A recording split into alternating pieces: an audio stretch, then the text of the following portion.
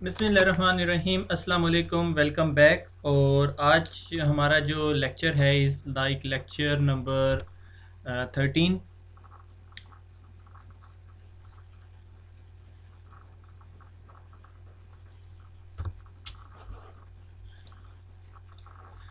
Lecture number 13 के अंदर आज हम लोगों ने पढ़ना है मैनेजिंग ऑपरेशन मास्टर्स। यानी हम लोगों ने अब एक्टिव डायरेक्टरी सर्विसेज पढ़ ली हैं, डोमेन पढ़ ली है। अब डोमेन के अंदर जो से हैं कुछ सीक्रेट्स होते हैं, ठीक है। आज हमने उनको एक्सप्लोर करना है। Those are called operation masters, और उन्हें उन्हें कुछ और नामों से भी पुकारा जाता है जो काफ़ी लोगों के लिए बहुत कंफ्यूजिंग है। तो आज हम उस कॉन्सेप्ट को क्लियर करेंगे, उसको अंडरस्टैंड करेंगे, और अगले लेक्चर के अंदर हम उसके डिज़ाइन प्रोस्पेक्ट्स को देखेंगे कि उसमें बेस्ट प्रैक्टिसेस क्या हैं, बेस्ट रिक्वायरमेंट क्या है, बेस्ट वे क्या है डिप्लॉयमेंट का। उस पर जाने से पहले मैं आप लोगों को एक क्विक अपडेट देना चाहता हूँ। इस कॉल्ड अ ब्रेकिंग न्यूज़। आप में से बहुत लोगों ने सुना होगा, अगर नहीं सुना होगा तो यकीनन किसी ने नोटिस ज़रूर किया होगा।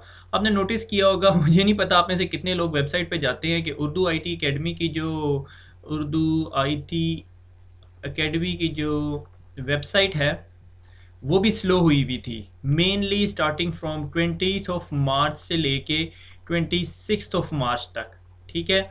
It was due to the DDoS attack जो ऑलमोस्ट जिसने यूरोप साइड के पूरे ग्लोब को कवर किया हुआ था। और जिस तरह ये वेबसाइट का जो सर्वर है ये भी रफली यूरोप अमेरिका वाली साइड पे पड़ा हुआ है, तो दैट वाज बीइंग अफेक्टेड। तो अगर आप में से कुछ लोग अगर सोफोस का ब्लॉग पढ़ते हैं या बीबीसी का ब्लॉग पढ़ते हैं या कुछ और ब्लॉग्स पढ़ते हैं तो उनमें उन्हें पता होगा कि एक स्पैम होस्टिंग कंपनी थी, स्पैम हॉज, ठीक है। वो क्या करती थी, वो दुनिया की तमाम ईमेल्स पढ़ती थी और बताती थी भैया ये ईमेल जो सी हैं ये स्पैम है, यानी ये आईपीज आप स्पैम मार्क कर लें। तो डिफरेंट ऑर्गेनाइजेशन उन आईपी एड्रेसेस को ब्लॉक कर देते थे। एक डच कंपनी थी जो वेब सर्वर होस्ट करती थी, तो उसने ये किया हुआ था कि टेररिज्म और चाइल्ड पोर्नोग्राफी के अलावा आप कोई भी मटेरियल उनके सर्वर पे रख सकते थे, उन्हें कोई मसला नहीं था। तो उन्होंने इस कंपनी के साथ कोई फड्डा हो गया, यानी इनका आपस में क्लैश हो गया, स्पैम हाउस का और वो डच कंपनी का, ठीक है। अब उन लोगों ने क्या किया, उनके जो सर्वर्स थे वो कुछ सो कॉल्ड बहुत सारे कंट्रीज़ के हैकर्स जो से वो रन कर रहे थे, और उन्होंने क्या किया, उन्होंने डिनाइल ऑफ सर्विस अटैक कर दिया, ठीक है। और using a DNS amplification sort of thing, ठीक है, ओपन डीएनएस क्यूरिंग और ब्ला ब्ला स्टफ, ठीक है। तो वो डी डॉस अटैक जो सा है उसने पूरे इंटरनेट को जो सा है वो ब्रेक कर दिया। उसका उसका उसका जो जो अटैक की टाइप थी is called some sort of smurf attack की तरह का था। स्मर्फ अटैक क्या होता है इसको भूल जाएं। आपको मैं एक बात बताता हूँ कि आपको मैंने जब डीएनएस सर्वर बनाया था तो मैंने आपको कहा था कि do not allow recursion. Open DNS servers होते हैं, एक ओपन क्यूरी डीएनएस सर्वर, जिस तरह हमने कहा था वो गूगल का 8.8.8.8 है, ठीक है। यानी इस डीएनएस सर्वर को मैं कहूँ कि मेरा ये क्लाइंट मशीन है, ठीक है, और मैं इस डीएनएस सर्वर को कहूँ कि भैया डीएनएस सर्वर मुझे ना आप अपनी जोन की पूरी फाइल ला दें, ठीक है। तो अगर ये डीएनएस सर्वर अलाउड होगा, ये क्या करेगा, ये मुझे पूरे के पूरे जोन की फाइल ला के दे देगा। मेरी क्यूरी जोन सी है वो 512 बाइट्स की होगी, जबकि मेरा रिप्लाई जोन सा है वो से फॉर एग्जाम्पल 3000 बाइट्स का होगा, किलो बाइट्स का होगा, यानी रफली 3 MB का। दैट डिपेंड्स, ठीक है, ये फिगर करेक्ट नहीं है। और अगर आपने डीएनएस के साथ डीएनएस सेक कन्फिगर किया हुआ है तो क्या होगा कि वो रिप्लाई जो है वो 3000 से निकल के 6000 किलो बाइट पे चला जाएगा। उसकी वजह क्या है, उसकी वजह ये है कि डीएनएस सेक के अंदर उसके साथ सिक्योरिटी टोकन्स होते हैं। अब हुआ क्या, जो बैड हैकर्स थे या बैडीज थे, उन्होंने क्या किया, ये स्पैम हाउस का जो सर्वर था इनसे बदला लेना था। इनका से मैंने कहा ये वेबसाइट जो सा है ये एक आईपी एड्रेस पे कन्फिगर हुई है x.y.z.l, ठीक है। और दुनिया में जितने ओपन डीएनएस सर्वर्स थे, ठीक है, जो रिकर्जन अलाउ करते थे, बाय डिफ़ॉल्ट डीएनएस सर्वर जो है वो कहीं से भी क्यूरी लेके आपको रिजॉल्व कर देता है। मगर याद है मैंने आपको डीएनएस सर्वर में एक ऑप्शन सेलेक्ट करवाया था, ठीक है, कि अगर डीएनएस सर्वर को क्यूरी उसके ऑथोराइज सबनेट से हुई है, मैंने कहा ये मेरे डीएनएस सर्वर के पीछे सबनेट है 1.1.x.y, तो अगर कोई 1.1.1 के नेटवर्क से कोई क्यूरी करता है तो सिर्फ उसको रिप्लाई करना है, और किसी नेटवर्क से कोई भी क्यूरी करे उसको रिप्लाई नहीं करना। इस तरह के बहुत सारे ओपन डीएनएस सर्वर्स हैं, और हमारे पाकिस्तान के अंदर, इंडिया के अंदर बहुत सारे हैं। पाकिस्तान में सबसे ज़्यादा जो ये ओपन क्यूरी सर्वर्स हैं वो आर अवेलेबल इन ताइवान। उनकी लिस्ट आपके पास आ सकती है, ये कोई बड़ी बात नहीं है। I am not exploring that topic, मगर आप अगर पढ़ेंगे तो आपको पता चल जाएगा। अब हैकर ने क्या किया कि उसने कुछ बॉटनेट लिए ग्रुप ऑफ कंप्यूटर्स, ठीक है, ठीक है, से मैंने कहा 100 कंप्यूटर्स ले लिए, ठीक है। अब इन 100 कंप्यूटर्स ने इन अवेलेबल 100 कंप्यूटर्स को क्यूरी की, ठीक है, सिर्फ 512 के बी पी एस की, 512 के बी पी एस की, हर एक को with the spoof I P address के मैं जौन सा हूँ, मेरा आई पी एड्रेस है x.y.z.l। आप मुझे अपने डी एन एस की जो है जोन फाइल या डी एन एस के ये सारे रिकॉर्ड्स भिजवा दें। तो इन सर्वर्स ने जब 100 कंप्यूटर्स ने 512 बाइट की, किलोबाइट की या बाइट की, ठीक है, डीएनएस की क्यूरी बाइट्स की क्यूरी की है, तो वो क्यूरी बहुत सारे स्पैम और आईपीएस और सिक्योरिटी डिवाइसेस और पैटर्न एनालिसिस डिवाइसेस नहीं पकड़ सकी। जब इन डेटाबेस सर्वर्स ने उसका रिप्लाई करना शुरू किया है 100 इंटू कितने सारे मुझे नहीं पता, अगर एक डिवाइस 100 सर्वर्स को 100 दफ़ा क्यूरी कर रही है तो ये एक डिवाइस का रिस्पॉन्स है 100 इंटू 100 इंटू 1 MB, ठीक है, which end up knocking down this whole website, ये स्पैम की वेबसाइट। मगर उसका नुकसान क्या हुआ, जो इंटरनेट एक्सचेंज या पॉप्स थे उनके ऊपर इतनी ट्रैफिक आई, क्योंकि दुनिया के अंदर जितने ये डीएनएस सर्वर्स थे, ये एक अंदाजे के मुताबिक पता नहीं कितने बिलियन क्यूरीज या sort of, I don't want to quote any figures, मुझे भी याद नहीं on the top of my head, ठीक है। तो उसकी वजह से जब इन सर्वर्स ने इतना डाटा रिप्लाई किया इस सर्वर को, तो इसके ऊपर डॉस अटैक या डी डॉस अटैक हो गया, जिसे बहुत सारे लोग कह रहे हैं the DoS attack that almost broke down the internet. ये बीबीसी की हेडिंग है, ठीक है, global internet slow after biggest attack in the history. ये नेकेड सिक्योरिटी की है, massive DDoS attack and spam में impact million of internet user. तो उसकी वजह से क्या हुआ कि बहुत सारे सर्वर्स जो उनसे हैं वो उसको रिप्लाई करते हैं, जब वो उसको रिप्लाई करते हैं तो वो सर्वर बैठ जाता है। इन लोगों ने इसका सोल्यूशन क्या किया, आप में मुझे नहीं पता, आप में से कुछ लोगों को अंदाज़ा होगा या नहीं। एक कंपनी है called Cloudflare cloud, I think flare cloud क्या करती है कि दुनिया में उसके ना सर्वर्स पड़े हुए हैं और वो आपकी वेबसाइट को कैश कर लेती है, ठीक है, यानी स्पैम होल्स की पूरी वेबसाइट इधर बफर हो जाती है, कैश हो जाती है, इस दे से इट सुपर चार्ज कर देती है। अब जब अटैक इस एक वेबसाइट पे आ रहा था तो वो अटैक डाइवर्ट हो रहा था दुनिया के इन तमाम सर्वर्स की तरफ जो फ्लेयर क्लाउड के पड़े हुए थे। जब फ्लेयर क्लाउड के सर्वर्स की तरफ डाइवर्ट हो रहा था तो पूरी दुनिया उससे इफेक्ट हो रही थी, मगर फ्लेयर क्लाउड के पास एक रियल फिगर आ रही थी कि कितनी बैंडविड्थ यूज़ हो रही है, कितनी बैंडविड्थ का अटैक आ रहा है। According to first figure it was like 79 Gbps का अटैक था, उसके बाद फिगर आई 100 Gbps का, नॉट बैड। इसके बाद जो फिगर आई है that was amazing, that was 300 Gbps। Okay, that is a huge number. आप मेरी बात माने, ट्रस्ट मी, ये बहुत बड़ी बैंडविड्थ है। अगर आप दुनिया का इस टाइम एक्सपेंसिव स्विच ले लेना आप, ठीक है, और उसके अंदर 1 गीगाबिट पोर्ट ले लें तो वो 40 गिग की है। कुछ लोग रिसर्च कर रहे हैं 100 Gbps के इंटरफेस के ऊपर। से फॉर एग्जांपल मैंने कहा उस कंपनी के पास 100 Gbps का लिंक था, फिर भी अटैक इज़ फॉर 300 Gbps जो वो कॉप नहीं कर सकती। उसका सोल्यूशन कुछ लोग कहते हैं अच्छा जी 3 लाइन ले लो और उनको ईथर चैनल कर लें, बल इस मोर ऑफ अ सिस्को और नेटवर्किंग साइट। एनीवे, आप लोगों को बताने का मकसद ये था कि सिर्फ एक ओपन डीएनएस सर्वर कितना नुकसान पहुंचा सकता है, और दुनिया में बहुत सारे ओपन डीएनएस सर्वर्स हैं। एनीवे, आप अगर इंटरनेट ब्लॉग्स के ऊपर जाके देखें तो आपको बहुत सारी इन्फॉर्मेशन इसके बारे में मिलेगी, how the open DNS server effect और दिस, ठीक है। Back to the lecture. अच्छा, हम लोग पढ़ क्या रहे थे? आज का हमारा टॉपिक है जनाब मैनेजिंग ऑपरेशन मास्टर्स। तो मैं ऑपरेशन मास्टर क्या है, एक्टिव डायरेक्टरी में क्या काम करता है, मगर उससे पहले एक थोड़ा सा रिव्यू। हमने बात की थी कि हमारे पास एक NTTS.dit फाइल है which is called the database file, ठीक है, जिस डेटाबेस के अंदर तमाम एक्टिव डायरेक्टरी की इंफॉर्मेशन पड़ी होती है और हर डोमेन के पास एक सेपरेट डेटाबेस है। अगर मैंने कहा था कि मैं एक डोमेन को एक ट्रायंगल से शो कराता हूँ, तो हर डोमेन के अंदर एक डोमेन कंट्रोलर होना लाजमी है और एक वो छोटी सी डेटाबेस होनी लाजमी है। फिर एक कहलाया था global catalogue server. Global catalogue server क्या कि हर डोमेन के अंदर या हर फॉरेस्ट के अंदर एक ग्लोबल कैटलॉग सर्वर होना लाजमी है, जो क्या करता है, इंडेक्सिंग करता है ऑल द फॉरेस्ट कंपोनेंट्स। ठीक है, ये भी हमने डिटेल में डिस्कस किया था कि अगर मैंने कहा ये मेरी एक ट्री है और इसके अंदर दो डोमेन कंट्रोलर्स हैं, दो डोमेन कंट्रोलर्स हैं और एक ये है, तो मैंने क्या था कि भाई मेरे पास दो ट्रीज, एक फॉरेस्ट और 6 डोमेन्स आ गई। इस अगर इस डोमेन के किसी कंपोनेंट को ढूंढना है तो वो ग्लोबल कैटलॉग सर्वर को क्यूरी करता है। और आइडियल इन्वायरमेंट, जब हमने ग्लोबल कैटलॉग सर्वर पढ़े थे, हमने कहा था कि बेस्ट प्रैक्टिस ये है कि अब बैंडविड्थ का इशू नहीं है, तो ग्लोबल कैटलॉग सर्वर की बेस्ट प्रैक्टिस ये है कि हर डोमेन कंट्रोलर के ऊपर एक ग्लोबल कैटलॉग सर्वर होना चाहिए। ठीक है, इट्स नॉट कि भाई ये बहुत सारी प्रोसेसर सीपीयू यूटिलाइजेशन लेता है। ठीक है, each domain should have one global catalog. Ideally every domain controller should be a global catalog if sufficient resources are available, और हमें पता है कि resources की कोई किल्लत नहीं है अभी। ठीक है, इससे आगे चलते हैं। अब आ जाता है concept is called operation masters.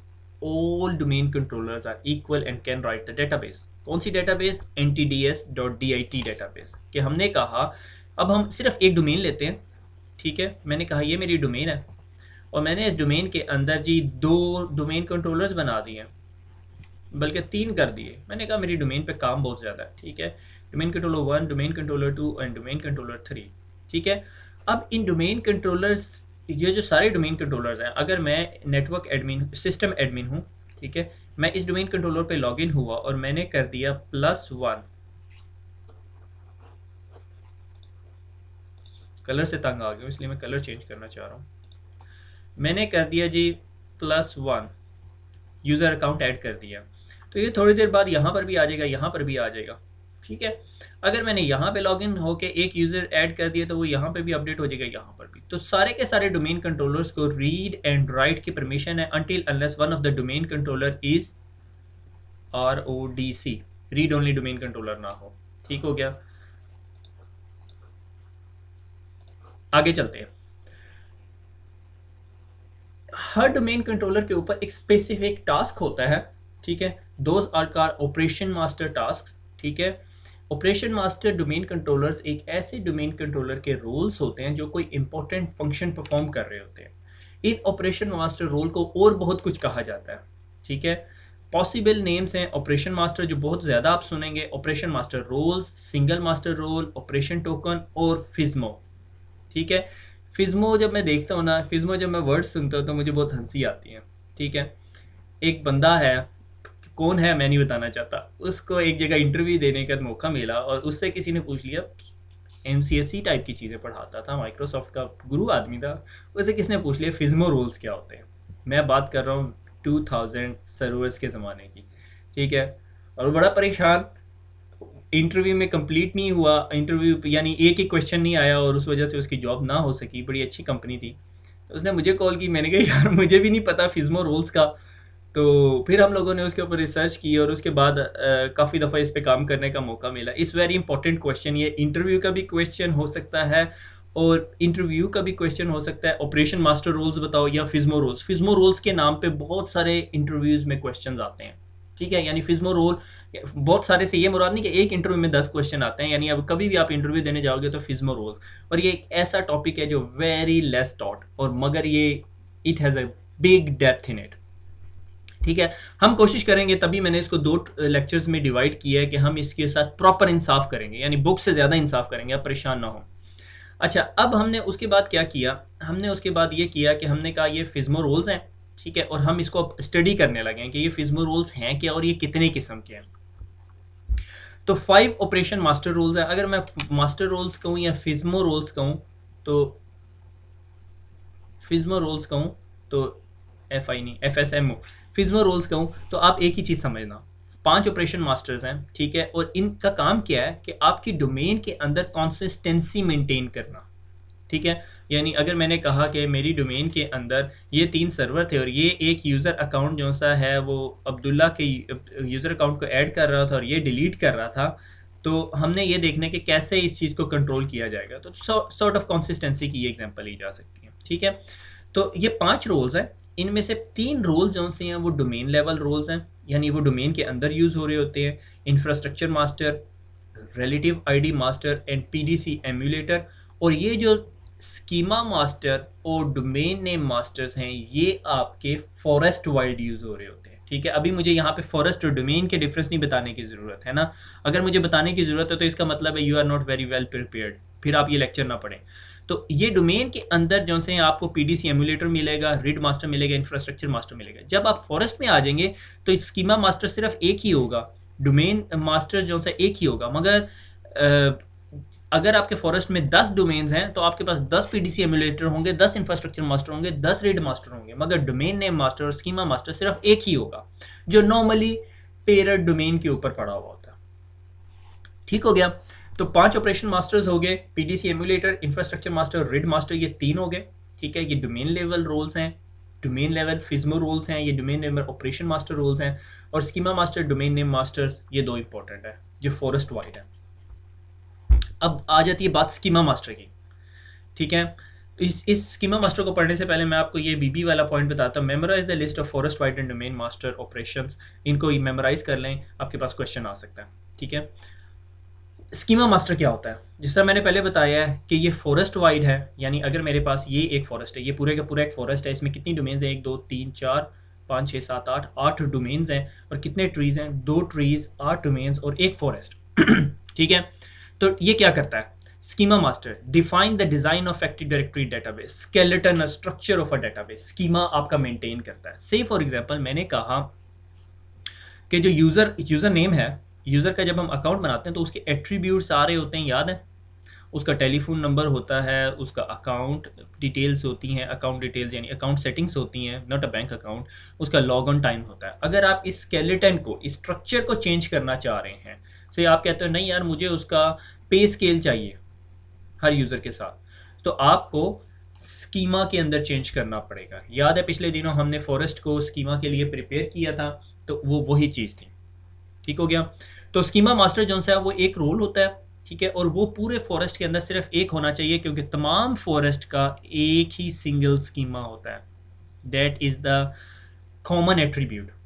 ये मैं बहुत दफ़ा बता चुका हूँ कि पूरे के पूरे फॉरेस्ट का एक स्कीमा होता है। स्कीमा को अगर आसान ज़बान में समझना है तो इस कॉल्ड है skeleton structure of active directory. आपकी एक्टिव डायरेक्टरी का स्केलेटन स्ट्रक्चर होता है।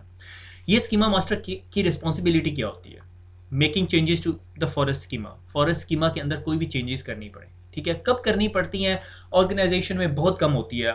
You would hardly see in your job structure या जॉब के अंदर कि कभी हमें स्कीमा के अंदर चेंज करनी पड़े, अनटिल अनलेस बहुत लेवल की कस्टमाइजेशन हो रही है। मगर बहुत सारी एप्लीकेशन ऐसी होती हैं जो स्कीमा में बहुत ज़्यादा चेंजेस करती हैं। उसकी एक एग्जांपल जो सी है वो एक्सचेंज सर्वर है। जब आप एक्सचेंज सर्वर इंस्टॉल करते हो तो आपके यूज़र के अकाउंट के ऊपर बहुत सारे टैब्स आ जाते हैं। वो क्या होते हैं? वो आपके स्कीमा के अंदर चेंज हो रहा होता है। जब आप एक्सचेंज सर्वर इंस्टॉल कर देते हो तो आपको ईमेल अकाउंट्स की सेटिंग और वो तमाम चीज़ें करनी पड़ती हैं। ठीक है, I am not an exchange expert, but all other domain controllers are read only replica of schema. अगर आप स्कीमा चेंज यहाँ पे किसी डोमेन कंट्रोलर पे करना चाहोगे या यहाँ पे किसी डोमेन कंट्रोलर पे, वो नहीं होगा, सिर्फ वो इस डोमेन कंट्रोलर के ऊपर होगा जो इस फॉरेस्ट का स्कीमा मास्टर होगा। ठीक है, लाइक मैंने इसकी एग्जांपल दी है, I want to add user as in active directory. अगर मैंने यूज़र की एज ऐड करनी है या डेट ऑफ बर्थ ऐड करनी है, नॉर्मली इस तरह की information is not suggested to be hold in the active directory. ठीक है, जितनी कम लोगों को इस तरह की इन्फॉर्मेशन पता हो, इंफॉर्मेशन सिक्योरिटी गवर्नेंस ये कहती है less threat of identity theft. Come threat होगा आइडेंटिटी थेफ्ट होने का। वरना एक नेटवर्क एडमिनिस्ट्रेटर या सिस्टम एडमिनिस्ट्रेटर को पता चल गया, और सारे सिस्टम एडमिनिस्ट्रेटर आपकी तरह अच्छे तो नहीं होते।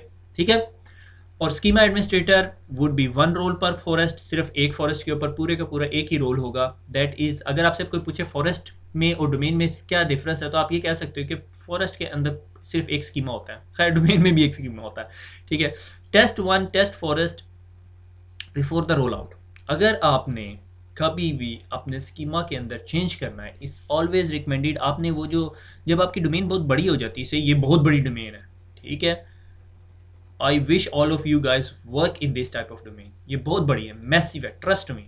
ठीक है, तो अगर आपने इस इतनी बड़ी डोमेन के अंदर, इतने बड़े फॉरेस्ट के अंदर, सॉरी फॉरेस्ट कहना चाहिए था, फॉरेस्ट के अंदर या इतने बड़े इंफ्रास्ट्रक्चर में चेंज करनी होती है, तो आपके पास एक टेस्ट लैब एनवायरनमेंट होता है।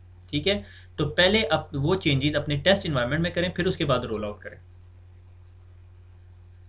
ओके, और अगर मेरे पास मल्टीपल फॉरेस्ट एनवायरनमेंट होंगे और सब पे मैंने एक ही स्कीमा इंप्लीमेंट करना है, तो फिर तो हर फॉरेस्ट के स्कीमा मास्टर के ऊपर वो चेंजेस इंप्लीमेंट होंगी। I hope this clarifies it. Schema master एक ऐसी चीज़ है जो skeleton structure of active directory को मेंटेन करता है और पूरे फॉरेस्ट के अंदर एक होता है।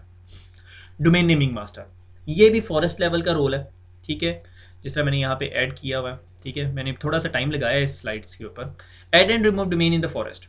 ठीक है, कल को क्या हुआ, से मैंने कहा ये उर्दू IT academy.com है, ये उर्दू साइंस academy.com है। ठीक है, अब उर्दू साइंस एकेडमी के अंदर ये जो सा है ये maths.urdu-science-academy.com है। ये अब मैथ्स के अंदर अलजेब्रा maths.urdu-science-academy.com होगी, और यहाँ पे ज्योमेट्री कर देते हैं, ज्योमेट्री। अब यहाँ पे हम थोड़ी देर के बाद ये यहाँ पर एक और डोमेन ऐड करना चाहते हैं, जिसको नाम देते हैं हम, क्या देंगे, मैं कहता हूँ केमिस्ट्री।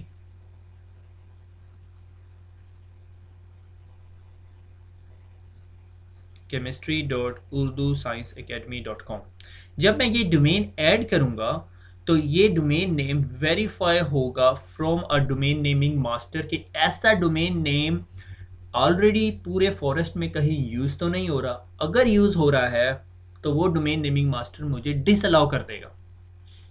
ठीक है, ये जो है ये पॉइंट यहाँ पे मैंने बुलेट नंबर 2 में, make sure two domain with the same name should not be made, कि इस डोमेन के अंदर दो डोमेन नेम्स ना बने ऐसे। अब जब मैंने ये chemistry.usa बनाया हुआ है, यहाँ पर कल को कोई और बंदा एक और डोमेन इधर ऐड कर दे, ठीक है, उर्दू साइंस अकेडमी के नीचे chemistry.urdu-science-academy.com, तो वो पॉसिबल नहीं होगा, डोमेन नेमिंग सर्वर उसे रिजेक्ट कर देगा। वो केमिस्ट्री 1 कर ले, ऑर्गेनिक केमिस्ट्री कर ले, ठीक है, फिर हो सकता है।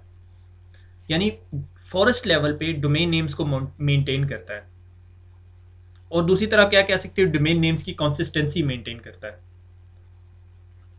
अच्छा, अब both schema master and domain master are not heavily used. ये जो से ये डिज़ाइन लेवल की बात है, हम डिज़ाइन के लेक्चर में एक दफ़ा दोबारा डिस्कस करेंगे कि स्कीमा मास्टर और डोमेन मास्टर जो से वो हैवीली रिसोर्सेज कंज्यूम नहीं करते। आपको पता है, मैंने जिस तरह आपको बताया कि बहुत रेयर होता है कि रनिंग एनवायरनमेंट के अंदर एक और डोमेन बना दी जाए। Making a new domain is a big undertaking, फिर आपको डोमेन कंट्रोलर्स, रिसोर्सेज और वो करने पड़ेंगे। वही क्या ज़रूरत है कि हमें बनानी पड़े। ठीक है, तो ये जो दो रोल्स हैं, अगर ये डाउन भी रहे आपके पास, ये अगर schema master, domain naming master आपका डाउन हुआ है किसी वजह से, ठीक है, आपने एक सर्वर पर रखा, सर्वर शट डाउन हो गया, या पावर बैठ गई, या कुछ और मसला हो गया, आप लोगों के डोमेन कंट्रोलर्स में इवेंट लॉग्स के अंदर इवेंट्स आ रहे होंगे, मगर आपको पता नहीं चलेगा अनटिल अनलेस आप कोई डोमेन ऐड करें या आप स्कीमा के अंदर चेंजेस करें। ठीक है, इस ये एक ऐसे रोल नहीं है जो हर वक्त ऑन होने चाहिए, मगर मैं आपको ऐसे नहीं सजेस्ट करता कि इंस्टॉल करने के बाद इन्हें डाउन कर दें। ठीक है, तो ईज ऑफ एडमिनिस्ट्रेशन के पॉइंट ऑफ व्यू से इन दोनों रोल्स को एक ही सर्वर के ऊपर रखें, यानी एक डोमेन। अब आप सोच रहे होंगे यार ये रोल्स को सर्वर के ऊपर रखने का क्या मतलब। मैंने कहा एक डोमेन के अंदर 3 डोमेन कंट्रोलर्स हैं, ठीक है, और इनमें से सिर्फ एक डोमेन कंट्रोलर के ऊपर जो है वो डोमेन नेमिंग मास्टर और स्कीमा मास्टर रख लें। ठीक है, हम अभी अगले लेक्चर्स में देखेंगे कि उन रोल्स को कैसे मूव करते हैं, वो कैसे पता चलता है कौन सा रोल कहाँ पे पड़ा है, और तमाम कहानी। अब आ जाते हैं domain wide operation master roles. वो फॉरेस्ट वाइड थे वो 2 रोल्स, और ये बाकी जो 3 हैं ये domain wide operation master roles हैं। रीड मास्टर, ठीक है, रीड मास्टर क्या होता है, relative ID master. RID master क्या होता है, ये क्या फंक्शन परफॉर्म कर रहा होता है कि हमारे पास जो डोमेन के अंदर जितनी डिवाइसेस होती हैं, जितने यूज़र के अकाउंट या जितने ऑब्जेक्ट्स होते हैं ना, उन तमाम ऑब्जेक्ट्स को एक सिक्योर आइडेंटिफायर मिला हुआ होता है, और उस सिक्योर आइडेंटिफायर के आखिर में ना 3 डिजिट्स होते हैं, ठीक है, X, Y और Z। वो आईडीज जो सी हैं वो आपकी रिलेटिव आईडी होती हैं, वो यूनिक आइडेंटिफायर होते हैं, वो आपको वेरीफाई करते हैं कि आपकी जो SIDs हैं, आपकी जो रिलेटिव आईडीज हैं वो ये होती हैं। ठीक है, अगर आपने एक यूज़र अकाउंट क्रिएट करना है, ठीक है, तो जब आप यूज़र अकाउंट क्रिएट करते हो तो उसको एक SID मिल जाती है। जब आपने कोई ऑब्जेक्ट क्रिएट किया, कंप्यूटर का अकाउंट क्रिएट किया या प्रिंटर का अकाउंट क्रिएट किया, तो वो जो है SIDs मिल जाती हैं। अगर आपने एक यूज़र अकाउंट क्रिएट किया, से मैंने कहा आपने यूज़र अकाउंट क्रिएट किया आतिफ, उस यूज़र को एक SID मिल जाएगी, ठीक है, और उस SID के आखिर में जो बिट्स होंगी वो आपका रिलेटिव आईडी दे रहा होगा। से मैंने कहा 100 मिल गया। अब अगले आतिफ के बाद आपने आसिफ ऐड किया तो उसको रिलेटिव आईडी 101 मिल जाएगी, ठीक है। तो रीड मास्टर जो है वो आपके डोमेन कंट्रोलर्स को एज अ पूल एलोकेट कर रहा होता है ऑफ रीड आईडीज़ की, रिलेटिव आईडीज़ की। से मैंने कहा मेरी इस डोमेन के अंदर 3 डोमेन कंट्रोलर्स हैं, ठीक है, और इनमें से ये चौथे वाला डोमेन कंट्रोलर वो रिलेटिव आईडी। अगर इस डोमेन कंट्रोलर ने कोई ऑब्जेक्ट क्रिएट करना है तो उसकी एस आईडी के लिए जो लास्ट 3 डिजिट्स की एलोकेशन है वो ये सर्वर दे रहा होगा। आप ये सोच रहे होगे क्या फिर इस सर्वर के साथ, रीड मास्टर के साथ कॉन्टिन्यूस रिलेशनशिप होना चाहिए? नहीं, ये रीड सर्वर इसको पूल्स दे रहा होता है। सही मैंने कहा कि इस रीड सर्वर ने कहा भैया तुम्हारे पास रिलेटिव आईडी जो सी हैं वो 200 से लेके 500 तक है। नॉर्मली ये 400-500 रीड आईडीज का पूल देता है। अब ये 300 अकाउंट अपनी मर्जी से आराम से बनाएगा इससे बात किए बगैर। इस दौरान रीड मास्टर डाउन भी हो गया तो कोई टेंशन की बात नहीं है, ठीक है। इसके लिए 24/7 एक्सेस नहीं चाहिए होती। रीड मास्टर आपको रिलेटिव आईडीज जो सा शिप कर रहा होता है, आपके लिए कोई टेंशन की बात नहीं होती। मैं आपको क्विकली जो सा है वो रीड का कॉन्सेप्ट दिखा देता हूँ। अच्छा, अगर मैं अब एस एसआईडीज मालूम करना चाहता हूँ, ठीक है, सो मैं क्या कहता हूँ, हु एम, मेरे ख्याल में मैंने आपको ये कमांड बताई थी, हु एम आई, मैं एक एडमिनिस्ट्रेटर हूँ, हु एम आई /, अगर मैं यूज़र कहूँ तो वो मुझे देखे मेरा यूज़र नेम के साथ मेरी एसआईडी प्रोवाइड कर रहा है। और ये देखें आप, अगर मेरी एसआईडी के आखिर में देखें तो मेरी एसआईडी क्या बन रही है, 500 इज़ माई एसआईडी, ठीक है, 500 मेरी एसआईडी बन गई, ठीक है, वो रिलेटिव आईडी बन गई। ये मेरी रिलेटिव आईडी का पार्ट है, ये 500। अगर मैं आपको एक और कमांड है डोमेन कंट्रोलर डायग्नोस्टिक की, DCDIAG, मेरे ख्याल में हमने काफ़ी दफ़ा यूज़ की है, टेस्ट::रीड मैनेजर, ठीक है, रीड मास्टर नहीं ये कमांड है, ये मैनेजर है, रीड मैनेजर /v, और ये मुझे काफ़ी सारी इन्फॉर्मेशन देगा। इस इन्फॉर्मेशन में सबसे ज़्यादा helpful information is this one, ठीक है। Available read pools for this domain is 2101 से लेके ये मेरे ख्याल में बिलियंस तक है, ठीक है। और ये इतने रीड के आईडीज़ हैं इसके पास, यानी इतने ऑब्जेक्ट्स हम बना सकते हैं पूरी की पूरी डोमेन के अंदर। और server1.urduitacademy.com is the read master, ये आपका रीड मास्टर है, ठीक है। और इसके अंदर देखें ये जो मुझे पूल एलोकेट हुआ वो कितना है, ठीक है, ये मेरा पूल है। प्रीवियस एलोकेशन पूल इज़ 1101 से लेके 1600 तक, 1600 तक, ये यानी ये मेरी एलोकेशन है। अब मुझे रीड मास्टर से बात करने की ज़रूरत नहीं है जब तक मेरे ये 1101 से लेके 600 रफली 500 499 मेरे ख्याल में 499 आईडीज़ हैं। और अभी मेरी नेक्स्ट आईडी कौन सी, अभी करंट आईडी क्या चल रही है, 1110। अगर मैं अभी एक यूज़र अकाउंट बनाने के बाद रिलेटिव आईडी का रिजल्ट देखूं तो ये 1111 हो जाएगा। आप में से बहुत सारे कह रहे हैं सर बनाएं, ठीक है, मैं ट्राई करता हूँ, अल्लाह मेरी इज्जत रख ले, ठीक है। मैंने एक दफ़ा चेक किया था, बहरहाल ये ऐसे ही होता है, ठीक है। Active directory users and computer, इसके अंदर एक दो और ट्रिक्स हैं। मैं एक्चुअली सर्वर के ऊपर बहुत ज़्यादा लोड नहीं डालना चाह रहा, मगर I will try to do it quickly. एक यूज़र अकाउंट मैं पहले सोच रहा था एक स्क्रिप्ट बना लूँ ताकि यूज़र अकाउंट बनाना आसान हो जाए, ठीक है। ये server1 को ही डुप्लीकेट कर लेते हैं, copy server2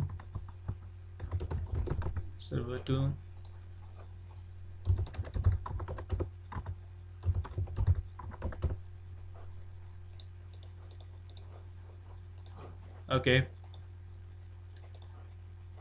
oh my God, complexity requirement,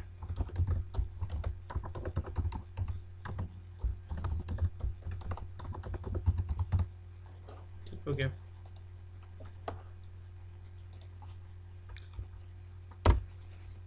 दोबारा हम जाते हैं और ये देखिए 1112 हो गया, यानी उसको रिलेटिव आईडी जो सी है वो 1111 दे दी उसने, ठीक हो गया। अगर ये आप रिलेटिव आईडी ढूंढना चाहते हैं तो उसके लिए भी डिफरेंट टूल है। अच्छा, अब हमने देख लिया कि ये जो है अभी इसने रीड आईडी जो सी है रीसेंट ऑब्जेक्ट को उसने रीड आईडी दे दी है 1112। अब हम ये भी वेरीफाई करना चाहेंगे यार कि किस ऑब्जेक्ट को दिया है। ये सर ने कोई दो नंबरी तो नहीं की हुई हमारे साथ। तो एक्टिव डायरेक्टरी जो सा है वो सिस्टम एडिटर होता है मेरे ख्याल में। तो अगर इसके अंदर चले जाएं आप और इसके अंदर यूज़र्स के अंदर चले जाएं, कॉमन नेम यूज़र्स, ठीक है। और इस यूज़र्स के अंदर ये server2 हमने बनाया था, इसको राइट क्लिक करके प्रॉपर्टीज़ करें अगर आप, तो ये इस यूज़र की इन्फॉर्मेशन आ जाएगी। और यहाँ पर आपको मुझे आपने स्टॉप कहना है जब आपको SID नज़र आए। तो जनाबे वाला यहाँ पर अब हम अपनी SID देखेंगे और उस SID के आखिर में एक रिलेटिव आईडी लगी होनी चाहिए, जो कि रिलेटिव आईडी कहेगी हमें क्या नंबर होगा उसका रिलेटिव आईडी, ऑब्जेक्ट की SID और रिलेटिव आईडी 1112 वाला, ठीक है। यानी ये 1112, और यहाँ पर भी हमें उसने बताया हुआ है कि 1112 जो सी है वो रिलेटिव आईडी जो सी है, रीसेंट रिलेटिव आईडी जो सी है वो ये है। ठीक है, तो अब हम आगे चलते हैं। रीड मास्टर का आपको पता चल गया कि जितने ऑब्जेक्ट्स एक्टिव डायरेक्टरी के अंदर बनते हैं उन तमाम को की एसआईडी के आखिर में एक 4 डिजिट की रिलेटिव आईडी लगी होती है जो रीड मास्टर देता है। अब अगर मेरे पास एक डोमेन कंट्रोलर है,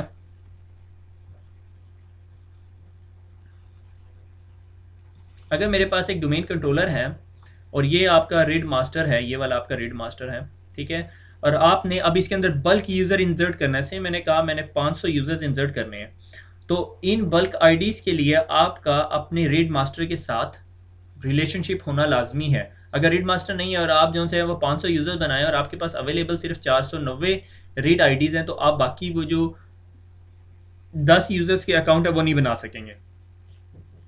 यहाँ पे ये बहुत अच्छी तरह आपको क्लियर हो गया कि रीड मास्टर क्या है, हमने इसके अंदर प्रैक्टिकल भी करके देख लिया। ठीक है, आगे चलते हैं। The next role is infrastructure master. ठीक है, पीडीसी एमुलेटर का आइकन हटाना चाहिए था मुझे। ठीक है, इंफ्रास्ट्रक्चर मास्टर क्या करता है, ये भी डोमेन लेवल का है कि अगर आपके पास एक डोमेन है, आपने कहा मेरा एक तो रिलेटिव आईडी हो गया, ठीक है, इसको भूल जाए, अभी ये नहीं है आपके पास। इंफ्रास्ट्रक्चर मास्टर क्या करता है, keep changes consistent across the domain in the forest. ठीक है, कि अगर आपके पास फॉरेस्ट है तो तब इस इंफ्रास्ट्रक्चर मास्टर का ना काम आता है बीच में।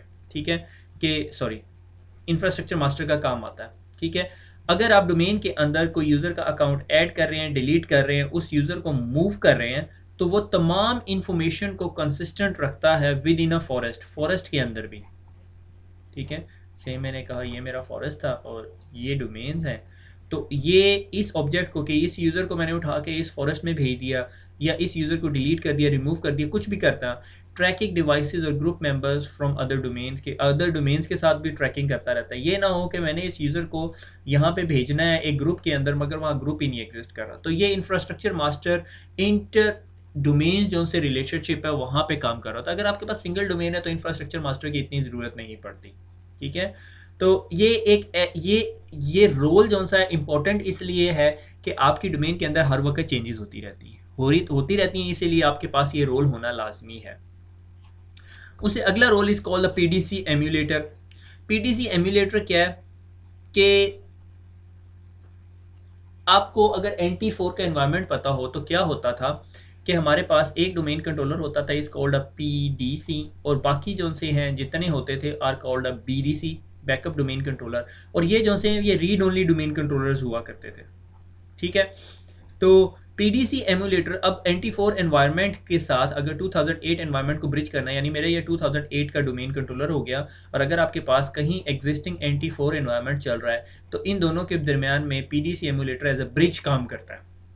ठीक है, ताकि वो एनवायरनमेंट ये समझ सके कि यार ये डोमेन कंट्रोलर जो सा ये मुझे राइटेबल इन्फॉर्मेशन क्यों भेज रहा है, तो अड़ जाएगा बीच में, ये कहेगा मैं मुझे तो कोई राइटेबल इन्फॉर्मेशन नहीं भेजता, मैं तो NT4 के ज़माने का आदमी हूँ। ठीक है, तो पीडीसी एमुलेटर वहाँ पे काम करता है। आप ये सोच रहे होंगे यार कहाँ कौन सी डोमेन्स में NT4 यूज़ हो रही होती है, वाकई किसी डोमेन में NT4 आजकल यूज़ नहीं हो रही होगी किसी इन्वायरमेंट में, अगर हो रही है तो मैं उस बंदे को बड़ी दाद देता हूँ कि अभी तक वो NT4 चला रहा है। ठीक है, ये सिर्फ एक पार्ट है, उसके अलावा ये काम का क्या काम कर रहा होता है। ठीक है, सबसे पहला जो छोटा सा एक और काम है मगर बहुत इंपॉर्टेंट काम है, इस कॉल्ड टाइम एक्यूरेसी।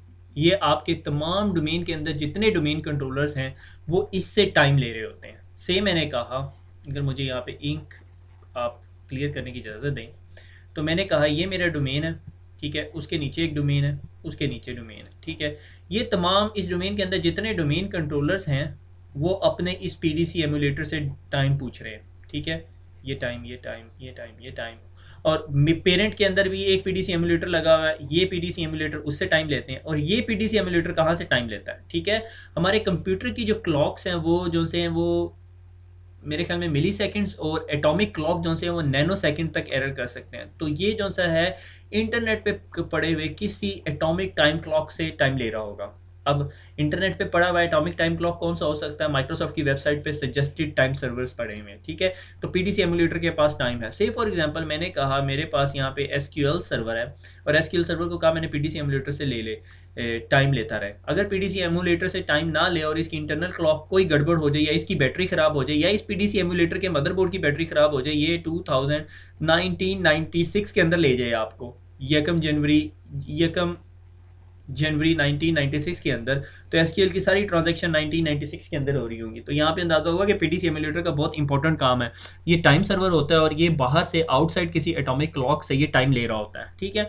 अगर आप किसी नेटवर्क के अंदर सिस्टम एडमिनिस्ट्रेटर हैं तो आपको अपने नेटवर्क की टीम से बात करनी पड़ेगी कि भैया हमारे ये जो पीडीसी एमुलेटर है उसके लिए अपनी फायरवॉल पे यूडीपी की पोर्ट नंबर 123 ओपन कर दें, ठीक है, ताकि हमारा जो एनटीपी प्रोटोकॉल है, नेटवर्क टाइम प्रोटोकॉल है, वो कम्युनिकेट कर सके, ठीक है। इसके बाद क्या काम कर रहा होता है? अगर आपके पास एक डोमेन है, इसको मुझे दोबारा एक और काम अब इसका बताने लगा हूं मैं आपको। ये तो काम करता ही करता है, उसके अलावा एक और काम भी कर रहा होता है, वो बहुत इंपॉर्टेंट है, ठीक है। अगर आपके पास एक डोमेन है और ये आपका पीडीसी एमुलेटर है, मैंने कहा इस डोमेन के अंदर एक पीडीसी एमुलेटर लगा हुआ है, ये दो डोमेन कंट्रोलर्स हैं, ठीक है। मैंने कहा जी मैंने इसको रीड मास्टर बना दिया और इसको जो सा है इंफ्रास्ट्रक्चर मास्टर बना दिया, ठीक है। तो अगर कोई भी चेंजेस किसी यूज़र का, यहाँ पे एक यूज़र है, उसने अपने पासवर्ड चेंज किया, और उसका पासवर्ड चेंज होने के बाद उसके जो नया पासवर्ड की इंफॉर्मेशन है वो सबसे पहले पीडीसी एमुलेटर के पास होगी, और वो पीडीसी एमुलेटर जो सा है वो मोस्ट रीसेंट पासवर्ड चेंजेस को अपने पास रखेगा, उससे पहले कि इस सर्वर को पता चले या इस सर्वर को पता चले। उसने पासवर्ड चेंज किया, पासवर्ड चेंज करने के बाद उसको सीईओ ने बुला लिया, उसने अपना लैपटॉप पकड़ा उसी तरह खोले हुए और फ्लोर के टॉप पे चला गया।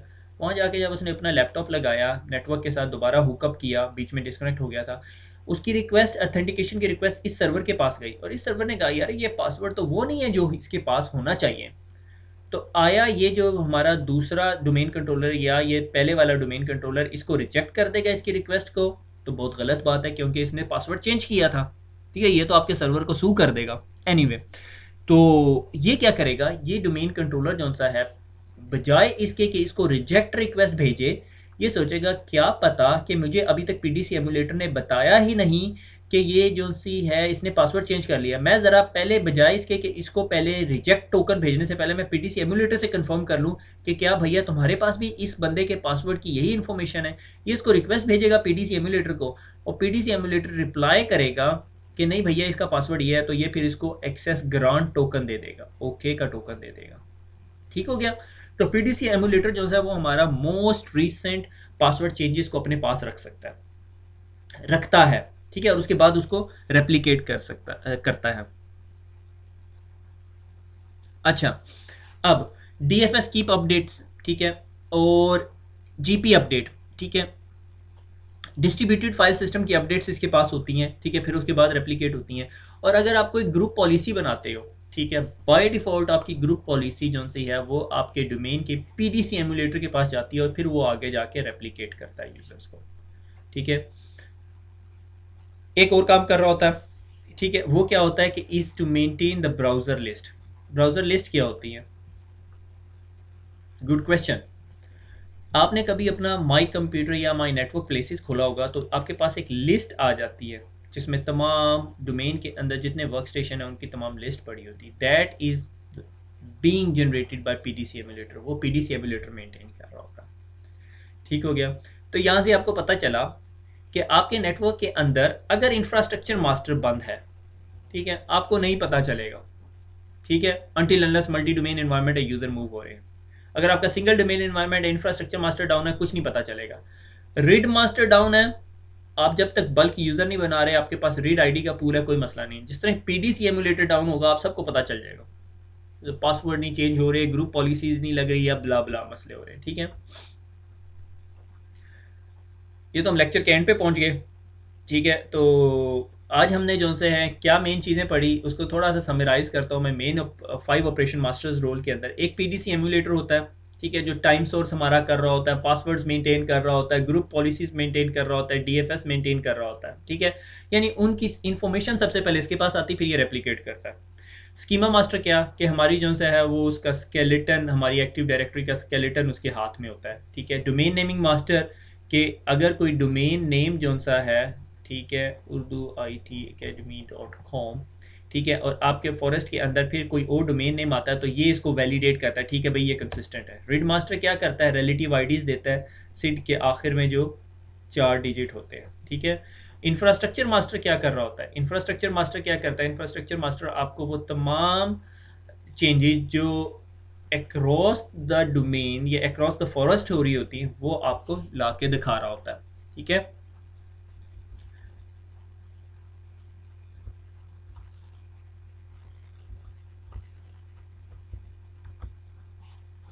ये हमें ले आया हमारे लेक्चर के एंड पे।